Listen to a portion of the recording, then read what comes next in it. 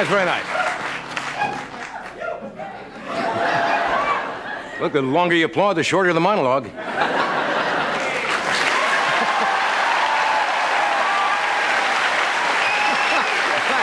on now, that is the cruelest thing I've ever heard an audience do. Anyway, I thank you and welcome to Return of the Johnny. I was off last week and I want to thank myself for filling in while I was gone. No, first of all, I want to thank my producer and my lover, Fred DeCorda. Oh. Excuse me, I thought I was on the Tony Awards. Those of you who saw the Tony Awards will understand that joke. If you didn't see the Tony Awards, no way. You're in a good mood, and I want to thank you for waiting outside in this terrible smog today. We have another, what do they call it? A first-stage smog alert in Los Angeles. But NBC asked me to announce that if anybody dies while waiting in line, you become a speed bump in the parking lot.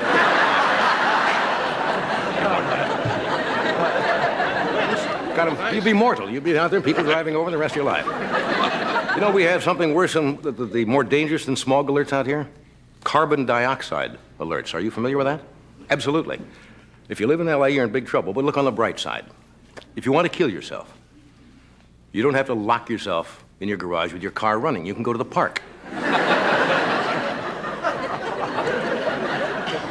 Anyway, I welcome you to Burbank. We like to plug Burbank because that's where we do the show, even though we say from... Why do we say from Hollywood? A little more glamorous sounding. Say from Burbank. Right. How would it sound? From the entertainment capital of the world, Burbank, the Tonight Show. Doesn't quite make it, does it? Hollywood has it. Yeah. Anyway, Burbank is an elderly community. You know, go by the McDonald's. It has fallen arches. Anyway, this is the Tonight Show. We've asked the riddle, what's the toughest job in Red China? You know what it is? Police composite artist. Just...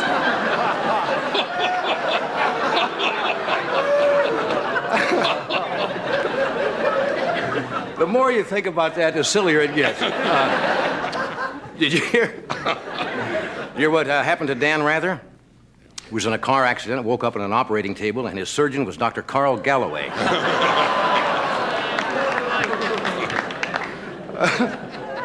I guess they found CBS and 60 Minutes innocent of those charges of persecution or whatever. Did you see Rather on the witness stand at all? He was a great witness. He's determined and grim. He would be a great CIA agent. He wouldn't even tell the enemy where Leslie Stahl gets her contact lenses.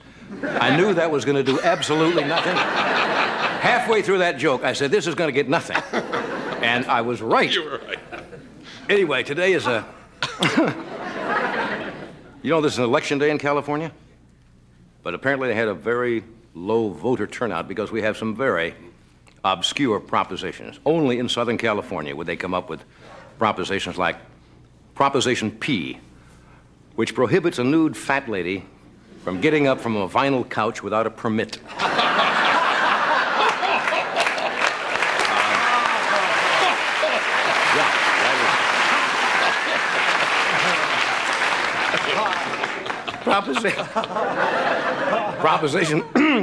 Proposition 35 would make it a crime to gargle to the tune, Be My Love. That's right. And there is, in the Silicon Valley, there is Proposition 14. It's called the Computer Scooper Bill. What that does, it requires high-tech workers to clean up their microchips. I knew also that... That's two. What? That's two. I should have known. Remember a couple of months ago when the Beach Boys were invited, I guess, to play back in Washington, and James Watt, our illustrious Secretary of the Interior, said that he didn't like hard rock and it was bad image? Well, the Beach Boys are going to play at the White House this weekend, despite James Watt. Watt wanted his favorite rock group to appear there, Dow and the Chemicals.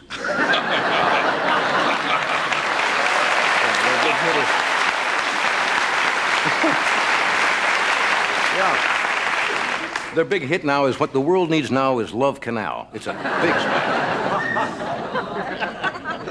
Do you know whose birthday it is? The 50th birthday today?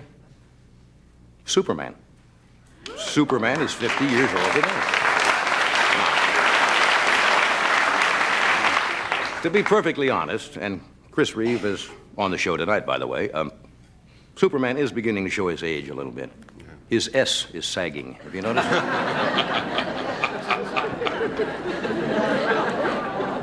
Superman wears what? Blue tights, red cape, and walks around Hollywood and nobody pays any attention whatsoever. But villain Lex Luthor, isn't that his name? Got even with Superman. For his birthday, he gave him a kryptonite suppository. Anyway, we got a good show tonight. We have Christopher Reeve, first of all, on the show tonight. And I think it's really... And something we look forward to every year. We've done this the past 6 years. In Piedmont, California, in Piedmont High School, they have the annual Leonard Waxdeck bird calling contest. It's become almost a national event now. And we have the winners of that contest who will be out here making their bird calls for you. You will really enjoy it. It's fascinating. So stay where you are, and we'll be back. We'll be right back. Thank you.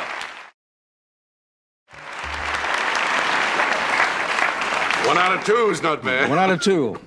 Well, you were Good to off. see you, we were yes. both off for a week there. What'd you do? Anything exciting?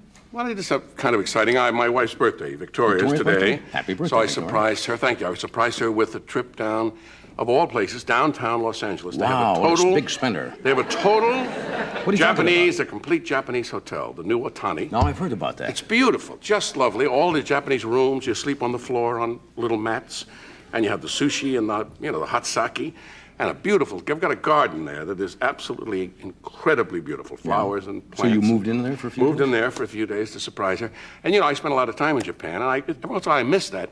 I like to go back and get kind of the Japanese experience. Yeah, I know what you mean. Yeah. I went to a Toyota showroom.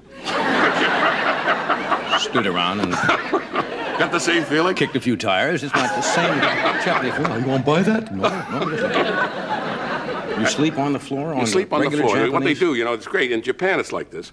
Every room works in Japan all day long. What do you mean? A room, it's either a sitting room, or it's a dining room, or it's a living room. But at night, they take that furniture away and they roll out mats, and that becomes a bedroom. What do they do with the furniture they take out of there? Move it to the side of the room. It's designed that way.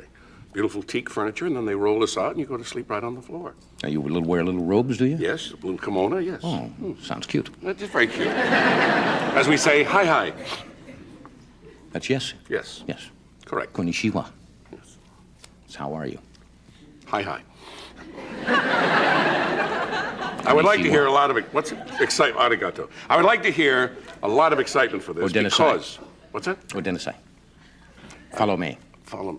No, no. Not the Right? places you wind up. Anybody speak Japanese? Is that correct? What did I say? Is that right? Follow me? Something like that. Go Menasai is I'm sorry. I said, Odenasai. Go Menasai is I'm sorry. All right.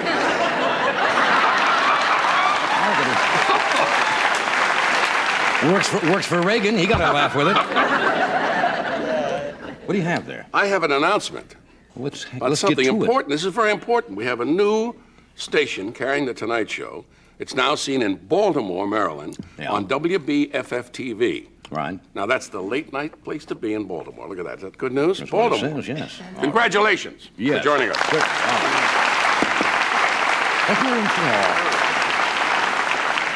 I didn't know you spent a lot of time in Japan.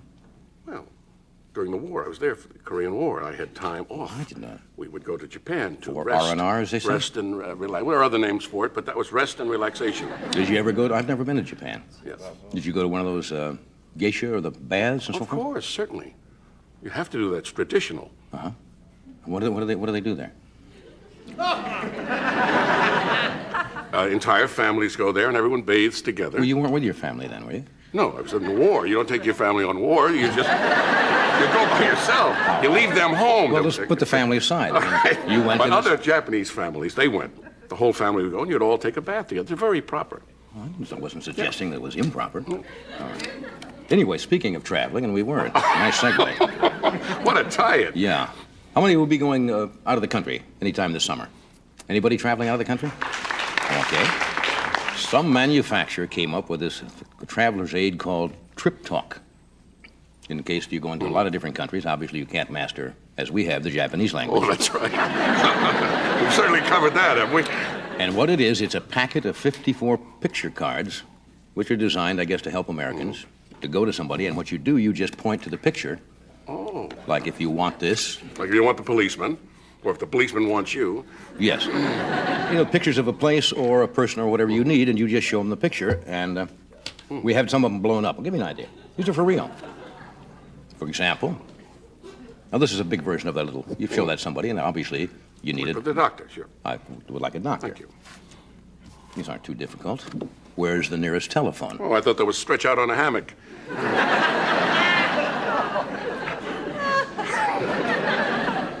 All right. Now, what would you think this is?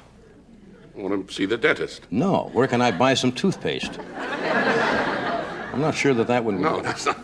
Obviously, can you direct me to a policeman? These are all legitimate. You just show the person. If you want to know where the nearest restaurant is. Barber shop, obviously, right? So forth. Where's the gas station?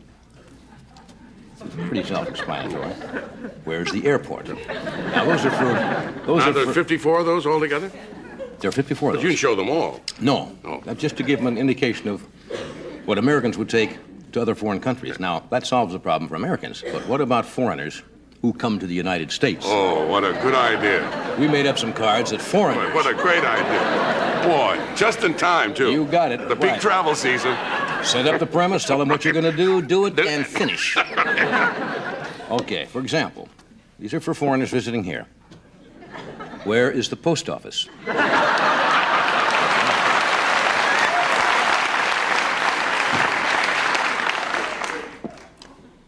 How far is it to Malibu?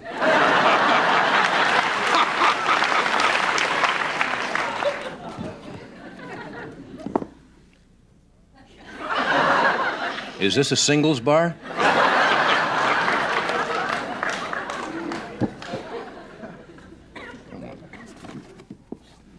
Pardon me, are you folks with the Environmental Protection Agency?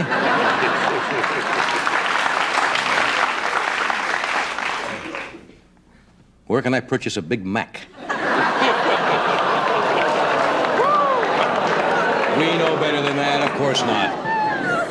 That get us off the lawsuit? Of course. We're not suggesting, by the furthest stretch of the imagination, that McDonald's uses horses. No.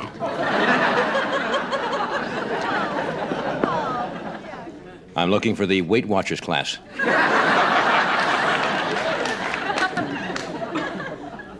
Where can I find an American politician? Excuse me, I'm looking for Lonnie Anderson's dressing room.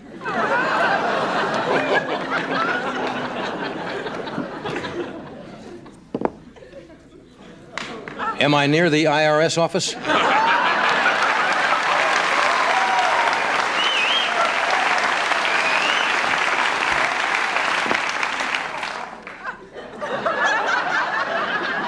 Will there be a full moon tonight?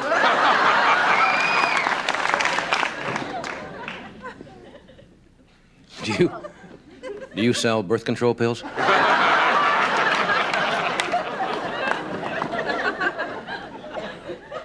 Did your dog leave a gift on my front lawn?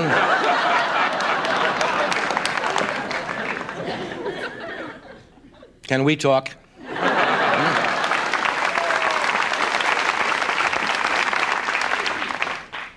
How close am I to the NBC commissary?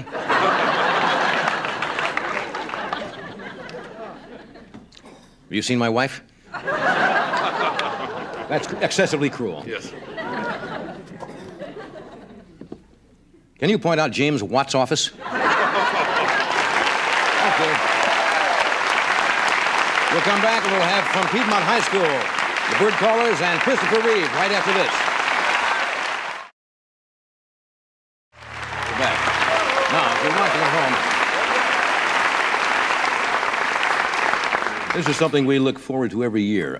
We have 7 students tonight from Piedmont High School in Piedmont, California, who competed in the 20th annual Leonard Waxdeck bird calling contest. Now, this, I think, is the 6th year Mr. Waxdeck and these students have appeared exclusively on The Tonight Show. You're really going to enjoy this. Would you welcome, please, Leonard Waxdeck.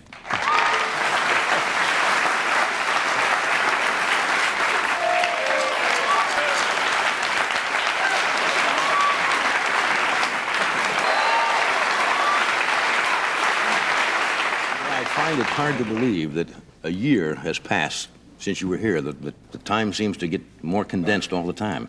Well, it certainly is. I agree with you. Yeah, it's good to see you again. This contest has become now really taking on national importance, isn't it? Well, yes, since we've been visiting with you, thing certainly has happened to us. For example, our show this year, we had all of the local TV coverage, which ran perhaps 8 crews, and all the radio stations were there. We did a lot of work before. Right. A lot of coverage before, and of course, quite a bit afterwards. Right. And as I have told you before, Mr. Carson, we never had this very pleasant problem before you decided to bring us down to your show. Oh, it's been great for us. We really enjoy it. If I remember when we talked before, it started some 20 years ago, but like in one room, small audience. Oh, yes. Exactly 20 years ago, we started in a very small classroom, and we went through this thing as a class exercise, and no one seemed to get too excited about it. And then we did it the second year, and I think in the third year, a reporter from a local newspaper showed up. Incidentally, it was the Oakland Tribune, and something very interesting happened at the airport today when I flew into Burbank. One of my colleagues told me that there was a column in the Tribune covering the Tonight Show and the appearance of the Birdcallers. And so when I disembarked from the airplane, I went over to the newspaper stand and said to the person in charge, I said, may I have a copy of the Oakland Tribune? And she said to me, we never heard of it. And, well, yes. Burbank is Burbank. They just got word of the Wright brothers' first flight here. How many people do you have this year? I understand you now have a major problem with tickets and trying to get the people who want to see it. And if you recall, we talked about this once before. We had standing room only of 600 plus, and some people offer the Paramount Theater to us, which seats 2,500 people. Right. And if you recall, we discussed this before, and I think we certainly have decided to follow your advice, and we said no thank you, and we decided to keep the event in the theater on our campus. I think it makes sense. Otherwise, it starts to become too large, and you lose that intimacy, I think. Yes, I agree with I understand you've invited celebrities every year. Now, who did you invite this year? Of course, we invited the President and Mrs. Reagan and the Vice President. And and as I said the day of the contest, I regretted to inform the people, but they were unable to attend. We invited, of course, Duke Machen and several politicians in California. And this year, our mail was very heavy. The foreign mail was very heavy. For example, the reigning monarch of Liechtenstein wrote apologizing that he could not make it. You actually sent out an invitation? Oh, yes, yes. And Princess Di, this is... Did you hear back from them and usually just regrets? Of course. Oh, yes, regrets and best wishes. And Princess Di sent us a letter, and Margaret Thatcher, and the Queen of, or the ruling monarch of Sweden wrote to us, and we got mail from Oslo. And then we received some other, Mr. Carson, this is very true, of course. Yeah. We have all these letters. And I understand the Pope was really steamed when he didn't get his invitation. I mean, you're in good company there. Then we received a very delightful letter from Katharine Hepburn and Paul Newman, and from not Cheryl Teague, but Brooke Shields. Brooke Shields also wrote to us, and Frank Sinatra. And we receive, it seems the mail continues to... So you're getting nice letters anyway. Yes, we are, yeah. Anyway, when we come back, we'll explain briefly how the contest works, and then we'll have the youngsters come out here and do their stuff. Stay right where you are. Got a turn down. Okay, we're back. We're talking with Leonard Waxdeck from Piedmont, California. All right, we're all set to go. Briefly, what are the instructions to the contestants? The instructions to the contestants in terms of preparing for their bird calls. Right.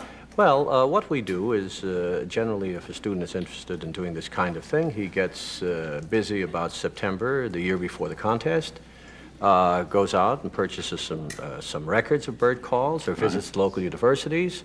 and practices, and then we really get serious by about February or March, and we begin our eliminations. If you recall, Mr. Carson, years ago we did Spheniscus demursus on the program. Oh, yes. Yes, and One we, of my favorite oh, yes. fouls. And then we lost the tape, and there were two students who are doing that call this evening.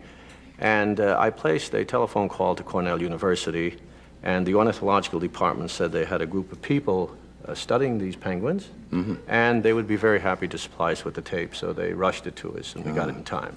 Good heavens. That was a close call. Okay, you want to introduce our first caller tonight? Yes, our first caller is a senior.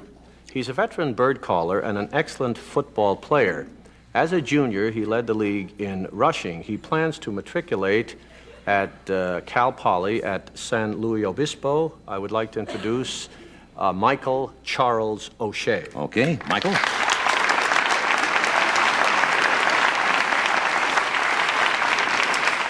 Good evening, ladies and gentlemen. Tonight I would like to do for you the call of the black tern, or as it is more scientifically referred to as Cladonius niger. The black tern is a beautiful bird which can be found throughout the British Isles. Seeing how it is a British bird, the call must be done with a stiff upper lip and proper posture must be observed. The beautiful plumage of the black tern is in strong contrast to its screeching call, which has interrupted many a Sunday tea. And now the call of the black tern.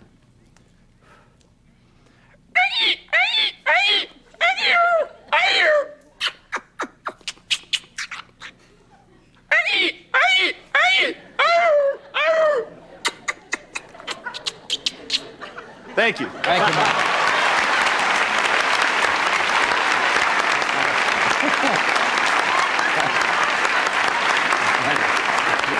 That's one of the better black terns I've ever heard. Yes, very good. All right, who's next? Our next caller is a junior. She served as junior class president this year. She's interested in the theater and the operetta. She starred as Yum Yum in the Mikado. I would like to introduce Gretchen Ann Grani. Gretchen?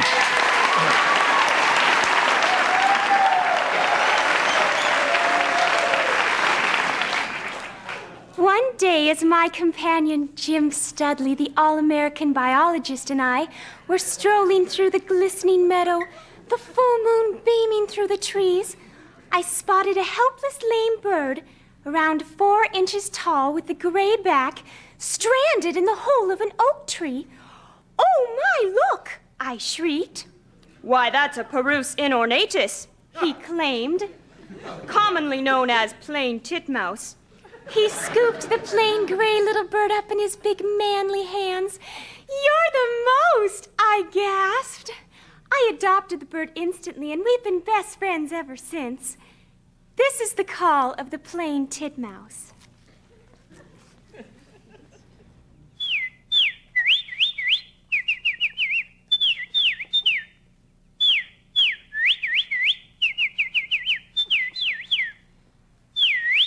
Thank you. Very good, Gretchen. Okay. Next. Our next callers represent a duo. They're both juniors. The blonde young lady is a pom-pom girl. She plays soccer, and she's interested in the theater, and that is Karen Vukasin. The other young lady, the brunette, is a varsity cheerleader. She performs with the local dance group at school, and that is Julie Singer. Okay, ladies.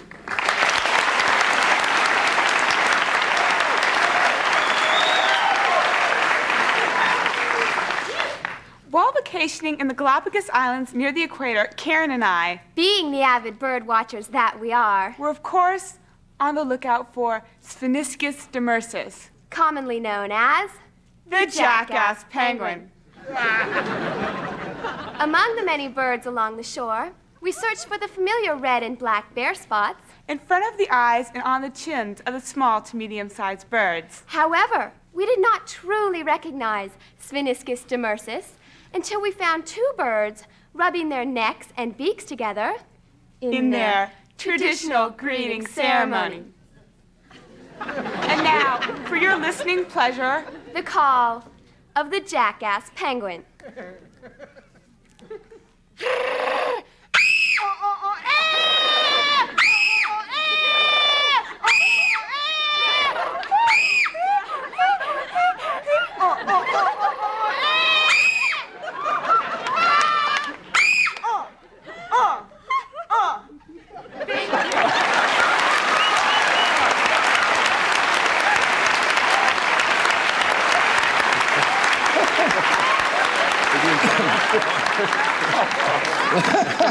Those two girls would be fun to double date with. You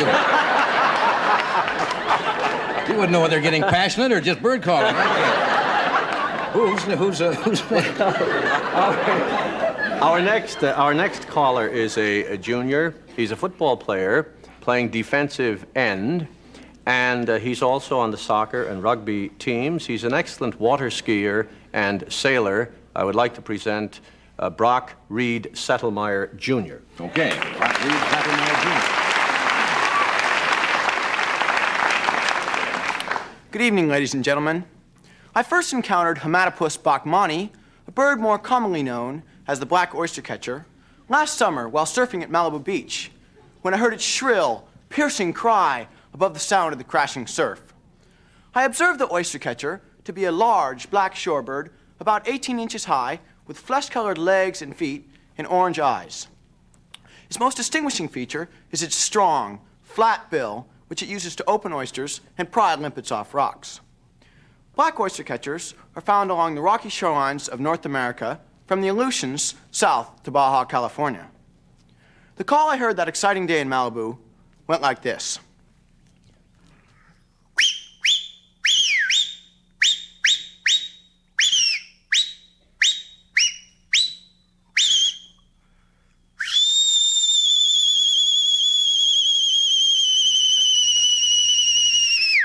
Thank you. Yeah.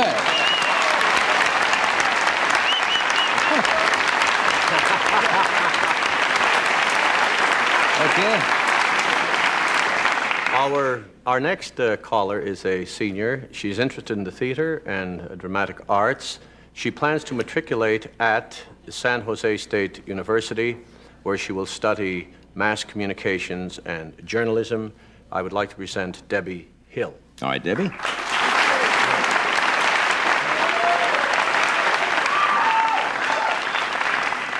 Good evening, ladies and gentlemen. Bonasa umbellus, or more commonly known as the ruffed grouse, can be found in the woodlands from Alaska and Nova Scotia to Colorado. The male ruffed grouse has tufts of black feathers at the sides of his neck, which he erects into a ruff during his courtship display. It is during this display that the male will beat his wings up and down, so that the rush of air through his feathers creates a drumming sound, often compared to the sound of a gasoline engine starting in the distance. It is that drumming sound that I will now reproduce for you.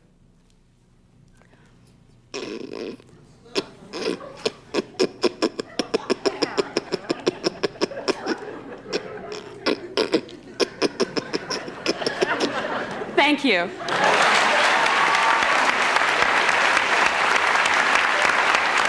got one more? Yeah. Okay. Our last caller is a senior. He plays baseball and football. He's also a member of the Honor Society Alpha Clan. He plans to matriculate at the University of California in Berkeley. He's also an Eagle Scout, and when I told him that he was going to appear on your program, he came to see me and he said, "I've got a problem." I said, "What is it?" He said, "That is the evening that I'm receiving my Eagle Scout award." And I said, "Well, you'll have to make your decision." And of course, he opted to appear on your program. Oh, no.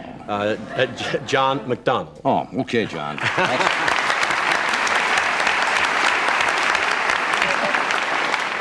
Thank you, Mr. Waxdeck. American people. Tonight, I'd like to present to you the call of the domestic canary, known to very few people as Serenus canarius. As you may know, the canary is a yellow or orange or yellowish-orange bird. For that matter, orange is yellow.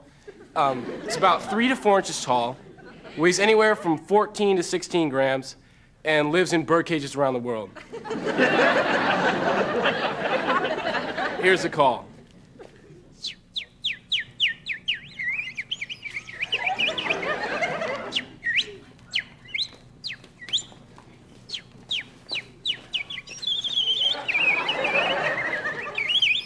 Thank you.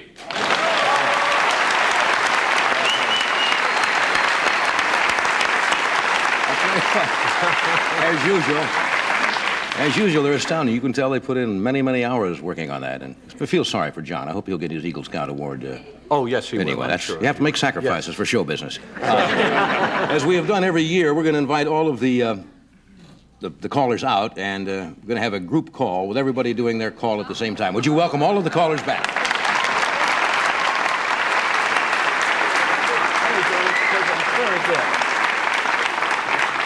Hey, Johnny.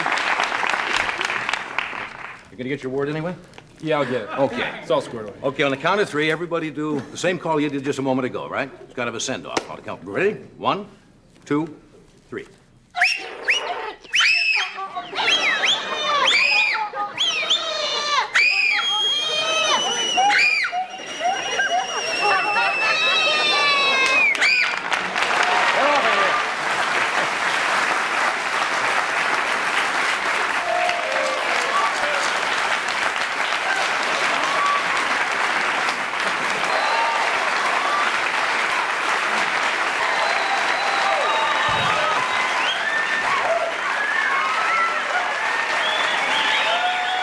I've said it every year that those youngsters have been here. If they're representative of the kind of students they have at that school, they got a pretty good high school working up there. Right. They're really a fine group of people. We'll take a break. Christopher Reeve is here right after this.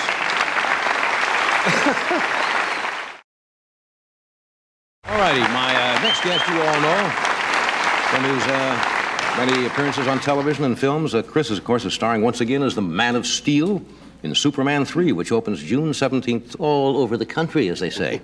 I don't know why they say it that way. Would you welcome Christopher Reeve?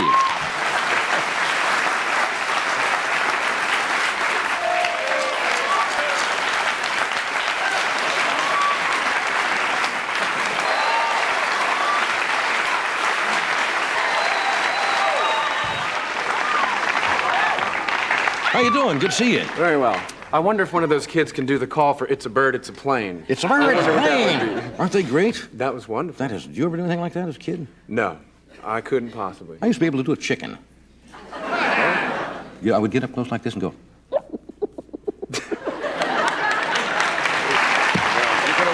You could have won with that. I should have been in that contest. What have you been up to? I haven't seen you for a while. Well, I just came out over the weekend because my friend Robin Williams has a little boy named Zachary, and I'm the godfather. I didn't know that.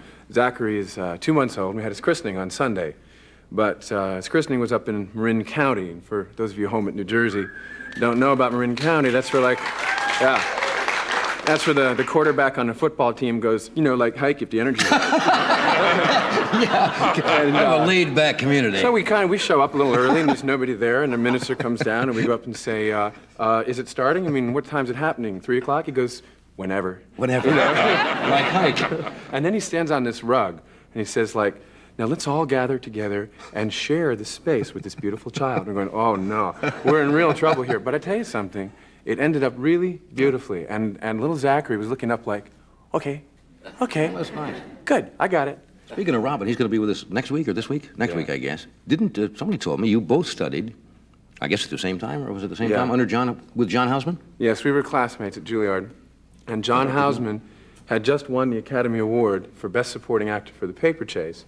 And they keep calling you in for these conferences where they talk about your work and how you're doing, stuff like that. And at one point he said, Mr. Reeve, it is very important that you become a serious classical actor. Unless, of course, they offer you a load of money to do something else. Obviously, I took something else. I saw Robin on a home box office special do John Houseman reading the telephone book. Mm-hmm. It's all it was. It was hysterical. He came out with a Houseman look, and picked up the telephone book and just read names. Adams. Then he'd go, Anthony. And the longer he did it, the funnier it got. Yeah. How long did you stay at Juilliard with? I was there for a year. I went for a postgraduate year. Right. And then the deal was I was going to do a television show to make some money to pay for my studies. Right. But then the character, I guess it was a compliment, the character started getting popular, and I had to finally drop out of school. Right. So. You spoke with Robin's son. Your son is about, what, 4 or 5? No, he's 3.5. Feels like 4 or 5. Yeah. Has he seen the Superman movies yet? Oh, yeah. And it's great. See, now, can he differentiate at that age between, of course, he knows it's you, and he knows it's fantasy and reality, but sometimes kids, At that When age, I was that age, I thought that the people you were seeing on television got around the back and went in the little box and were performing. They were all about that big, you know? Matthew's got it totally figured out. He knows it comes from someplace else, and this is not reality, and Dad pretends, and it's all make-believe. His little friend asked him in the park the other day, "What does your daddy do?" And he said, "My daddy's an actor." You know? He's got that sorted out. So he's got that straight. Yeah. Yeah. Were you that? Kids, I think, are a little more, even at that age now, are more sophisticated than They when we were catch on younger. quick. He sat there and saw Superman 3 with me at a screening, and he loved it. He's just mesmerized. But there is a part there that's somewhat scary for a child, and it comes out okay in the end, folks. Don't worry. Right. But it was really something being there with him, plus seeing me on the screen, and sort of having to tell him that because the belief, you know, he's like totally hooked on it. That's good. When we got a film clip. Richard Pryor is in this with you, is he Oh, not? is he ever? He's great. He's wonderful. What kind of a role does Richard play in this? Well, the first thing is, you know, you wonder how they're going to get Superman and Richard Pryor in the same movie. Yeah. You know, that in itself is worth $5 to go find out. And he plays an unemployed computer genius. He's a guy who's sort of like a dishwasher, and he doesn't know what a genius he is, and he ends up working for the bad guys, and one thing leads to another. But you got to see. All right, it. we're going to show you a little, about a 2-minute clip here of Superman 3. You want me to do the commercial first, Fred? Was that what that wonderful signal was? When the light goes on. Thought the arthritis was that good. We'll do this first, then we'll come back and see a little bit of Superman 3. Stay where you are.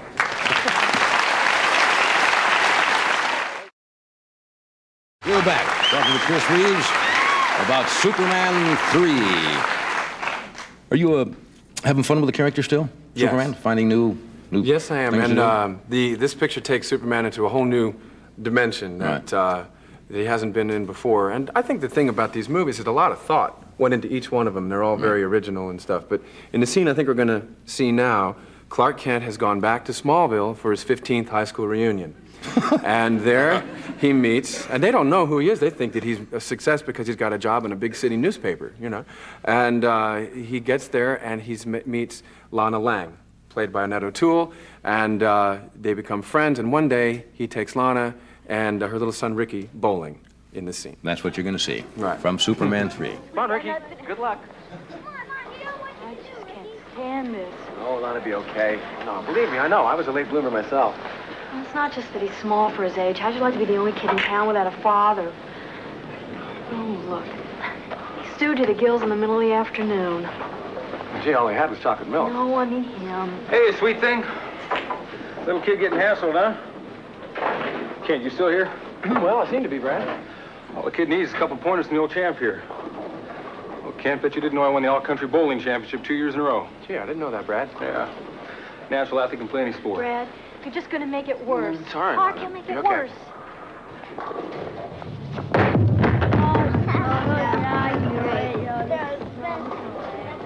You watch. He'll get a spare. Come on, Ricky. Hey, kid, look, you're holding it all wrong. Oh, Brad, show you how it's done. Brad? Excuse me. Say, Brad, I think maybe he'll be better off doing it his way. Well, for a guy who was lucky to be water boy in the high school team, you sure got a big mouth, Ken. Well, I just think maybe Ricky doesn't need a bowling lesson in front of all the other kids. He needs a man to show him. I think he's doing just fine on his own. Excuse me. Here you go, Ricky. And you give it your best shot. Okay? There you go. Oh, sorry.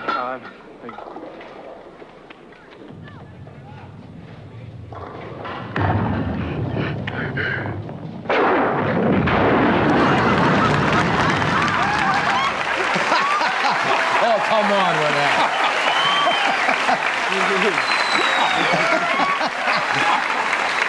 Hey, Johnny, don't... Whatever you do... I'll buy that. Don't make me sneeze. No. Don't make me sneeze. I couldn't figure out where this is going. I didn't know where it was going. You have to wait for it. You know. That's funny. Well, Is there going to be a Superman 4?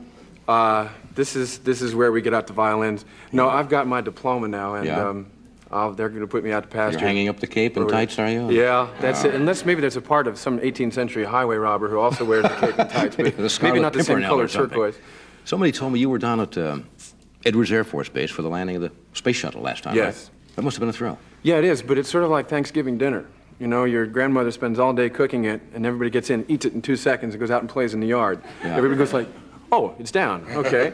And they stay down there for hours waiting, right? It's exciting because, you know, it's one shot. There's no go-around. That's you right, know? because they have no motor in there. And I also got to fly a mock-up of the shuttle, and I also actually flew in a T-38. And I'm a pilot, and I have jet training and all this kind of stuff, but the sort of Lou Gossett Jr. type captain who was taking me up in this airplane decided, let's make Superman sick. And Sure. This guy thinks he can fly. Okay, in the back seat, right? And we did inverted, and we did inside loops, and we did barrel rolls at 400 knots somewhere out halfway between here and Honolulu. And I came back, and of course I was, you know, wearing this G-suit. My head was down in here like that, and my back was broken and stuff. But I had to keep it together. I said, oh, yeah. Thank you very much. You go behind the hangar. Yeah. I remember some years ago I flew with the Thunderbirds in a jump seat in their air show, and they put you in the G-suit, and the pilot was not wearing the pressurized suit. Oh, yeah? Because they get apparently used to it and know when to stress. And you're ready, you know, you can feel the blood starting to drain into your legs, and the suit, of course, tightens up. And your lunch comes out your ears. And Yeah. Yes, right. Yeah. And you want to throw up, but you don't know which way is up. Very difficult. We'll take a break. We'll be right back.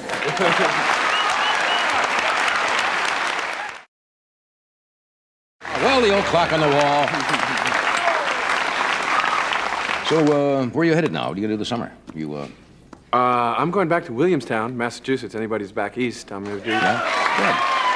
Can you do a play back there or something? Yeah, I'm doing a production of Holiday by Philip Barry with Blythe Danner and Ken Howard and Marisa Berenson, and that opens June 30th. Hey, if good. you're around Massachusetts. Good luck with it. Thank you. It's nice to see you again. Good luck with the movie. Opens June 17th, Superman 3.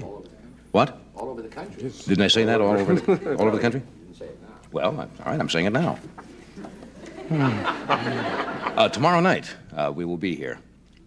Joan Rivers will be here. Sergio Mendes and baseball's Joe Garagiola. Right? I guess nothing to it.